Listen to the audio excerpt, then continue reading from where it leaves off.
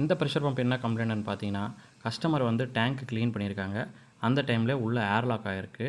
Pump வந்து கண்டினியூஸாக ஓடிட்டுருக்கும்.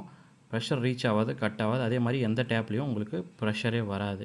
அந்த டைமில் நம்ம பம்ப் ஆஃப் பண்ணிக்கிட்டு, பம்புக்கு முன்னாடி இந்த மாதிரி பிராஸ் நட் கொடுத்துருப்போம். அந்த ஸ்க்ரூ வந்து நீங்கள் லூஸ் பண்ணிங்கன்னா உள்ளே வந்து ஏர் ரிலீஸ் ஆகும். ஏர் ரிலீஸ் ஆனதும் உங்களுக்கு வந்து இந்த மாதிரி வாட்டர் வந்து கண்டினியூஸாக வந்துட்டுருக்கும்.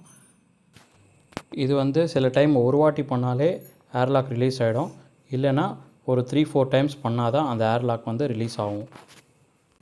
நம்ம எப்போவும் டேங்க்கில் தண்ணி இல்லைனாலும் அதே மாதிரி டேங்க் வாஷ் பண்ணும்போது இந்த மாதிரி ஏர்லாக் ஆகும். நம்ம ஏர்லாக் ரிலீஸ் பண்ணிவிட்டு தான் நம்ம இந்த பம்பை வந்து ஆன் பண்ணணும்.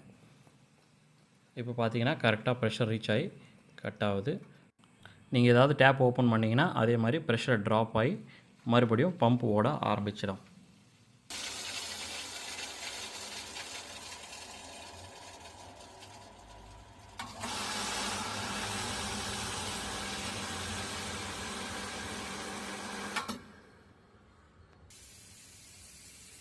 அது எவ்வளோ சார் இருக்கணும்?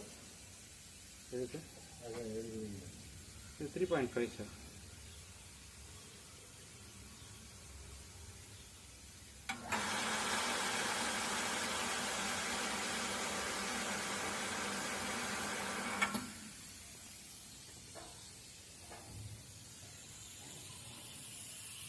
கம்பெனி சொல்லுமா?